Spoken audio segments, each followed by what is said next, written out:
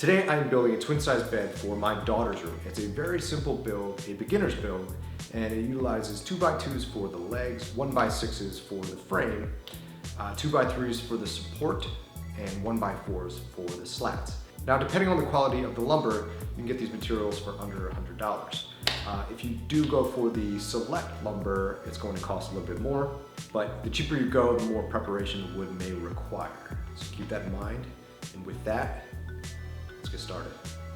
First up, I'll be cutting this 1x6 board to 76 inches. We'll be using 2 of these for the left and the right side of the bed frame. After cutting, I like to double check my measurements to make sure everything is perfect, because if it's off, even by a little bit, our bed will not be square. After that, I'll be cutting 2 more pieces at 38.5 inches. This will be the front and the back of the bed frame. Once all of the boards are cut, I like to double and triple check to make sure all of the boards are cut to the correct length. Next up, I'll be cutting the 2x3 slat supports to 77.5 inches. I like to use a speed square to carry my mark from end to end onto the board and guarantee that I make straight cuts. I line up my blade with the squared up mark and then make the cut. I set my Kreg jig to accommodate 3/4 inch material, and I'll be making 3 pocket holes on each side of the bed frame board. This is the main method of joinery. It cannot be disassembled. It is permanent, just like our love. Money. You can see the drill bit struggling there. It's because I'm losing battery power at an alarming rate.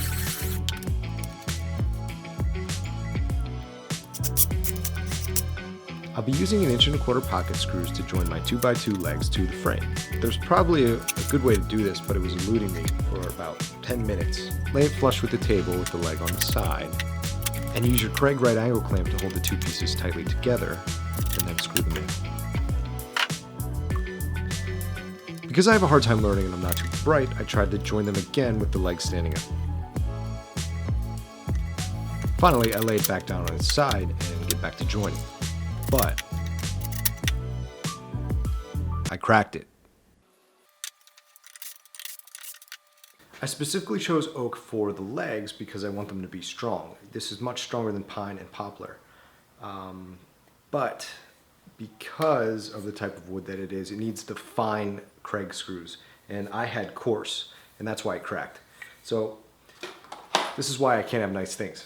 I went and I had some of these fine screws that I bought by accident one time because I don't use nice materials, and so I'll be using those to attach the legs. So keep that in mind. If you use a nicer wood, you're going to need the fine Kreg screws. Finally, I arrived at an efficient way to join the legs to the boards. Clamp the leg down to your workbench, lay the board flat and flush against your leg, and use your Kreg right angle clamp to clamp the board to the leg. Repeat the same process on the other side.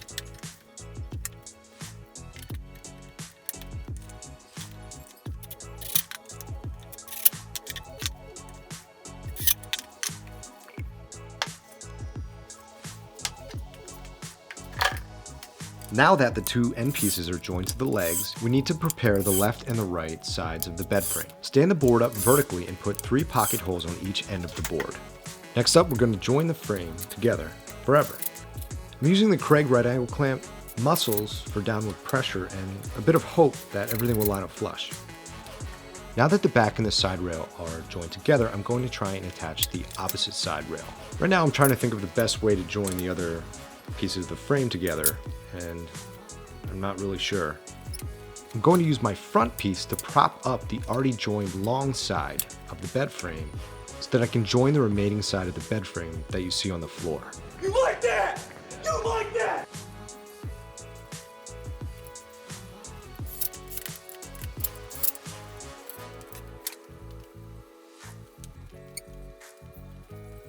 Stand up the front of the bed frame and prop up the 2 sides of the bed frame using your 2x3 slat support pieces. And then I'm going to use a clamp underneath the side of the frame that I'm about to attach to keep that in place while I clamp it into place with the right angle clamp and screw it together forever using 1.25 pocket screws of the fine variety. I'm going to repeat that process on the other side.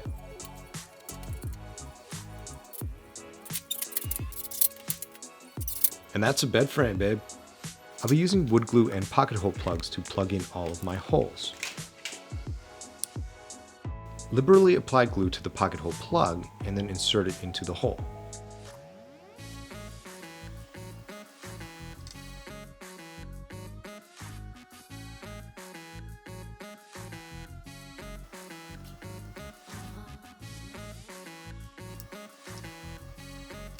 Wipe off any excess glue, let it dry, and then I'll be using my Ryoba handsaw to saw off the extra part of the plug that's sticking out. I saw a guy do this on YouTube and I thought I'd give it a shot. His was much cleaner than mine. While it worked, it wasn't pretty. That's why God created man and man created wood filler. Specifically for me. Because the legs kind of stick into my 2x3 support for the slats, I need to notch out a 1/2 inch by 1/2 inch square onto the 2x3s. This is not a 1/2 inch by 1/2 inch that I have marked out. I don't know what I was doing, but I'm going to take that to my workbench and then make the cut of the 1/2 inch by 1/2 inch square. So I'm going to go a little bit heavy, and then if I have to chisel some more off later on, I'll do that.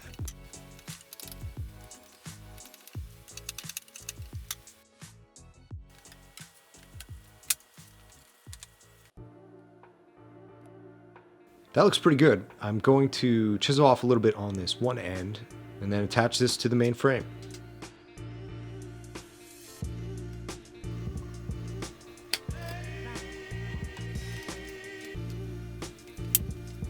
Money. To attach a 2x material to a 3/4 inch material, you're going to set your jig and your drill bit to 1 1/4 inch, and you're going to use 1.5 inch pocket screws. With the settings set and the setting sun, I'll be making 11 pocket holes on my 2x3 support piece. The first 2 are 2 inches from each edge and then 8 inches thereafter.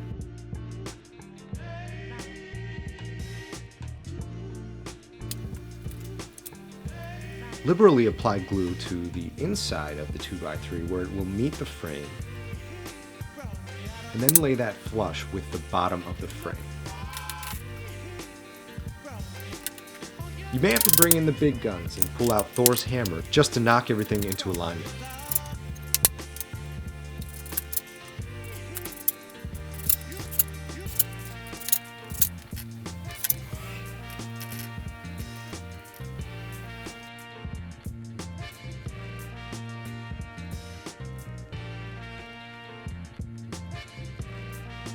And then I plug the bottom holes just for good measure.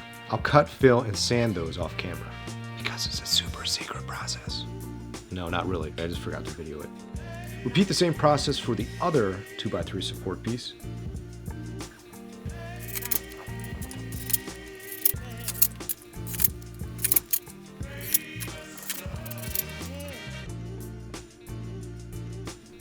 And we are ready to paint or stain. It's your choice, really.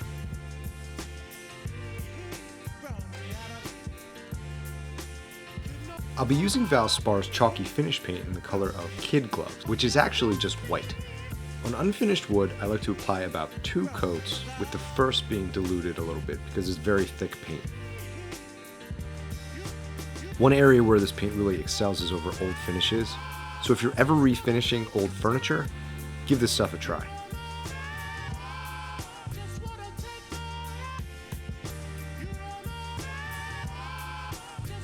Grab a ratchet strap, food-safe kitchen scissors, don't tell Rachel, Susie G, a stapler, a screwdriver, and a beautiful rainbow spacer block, cut just shy of 2 1/8 of an inch. Oh, and 14 slats.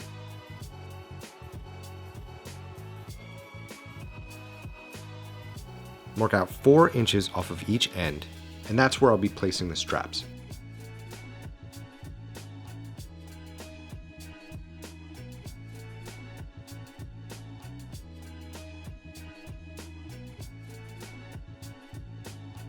Cut 2 straps at about 78 inches, which is a little bit more than we'll need. I'll tuck any extra underneath when I staple it. I'm using my speed square to carry my mark end to end. That way it's easier to follow when I attach the strap.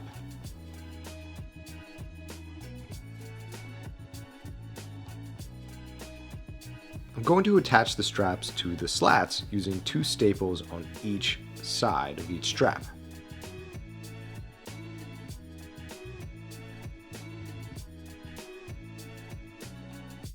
Once the first board is done, I'm going to insert my spacer blocks, lay out the next one, and repeat that process. The idea is that once this is finished, it'll be very easy to pick up and go and move the slats as needed. When you permanently affix the slats to the bed, it adds a lot more weight than you'd expect.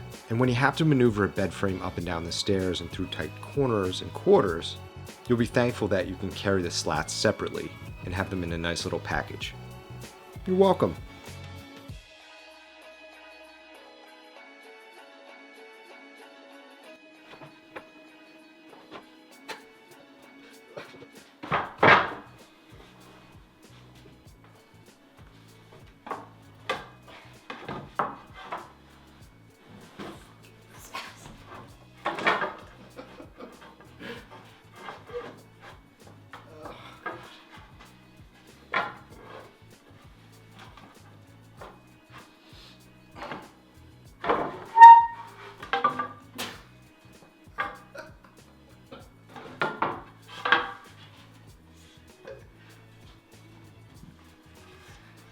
So, after you attach this, it's super easy to remove. If you relocate a lot, it's totally worth it.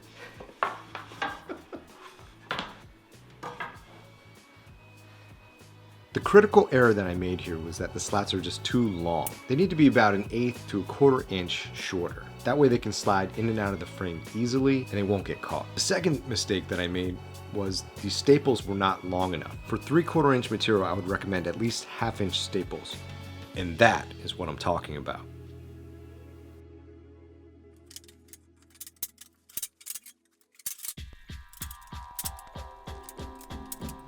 Money.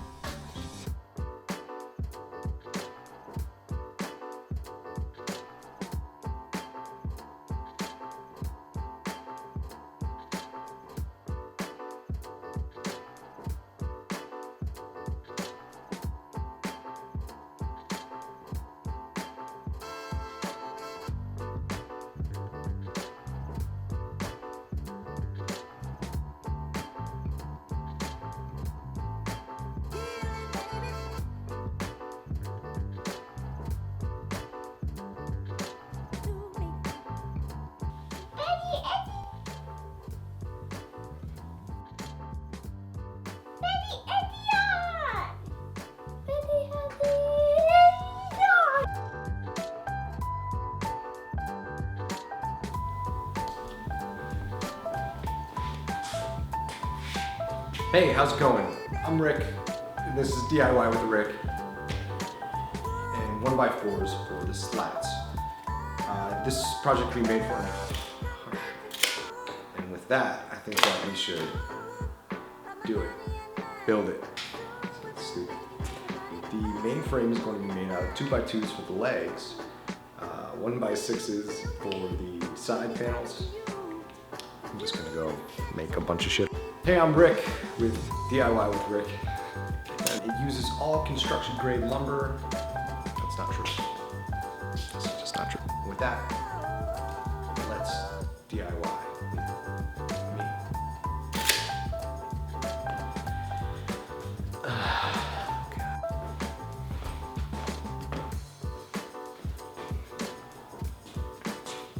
Hey, daughter's room. It uses all lumber from Home Depot. This could be,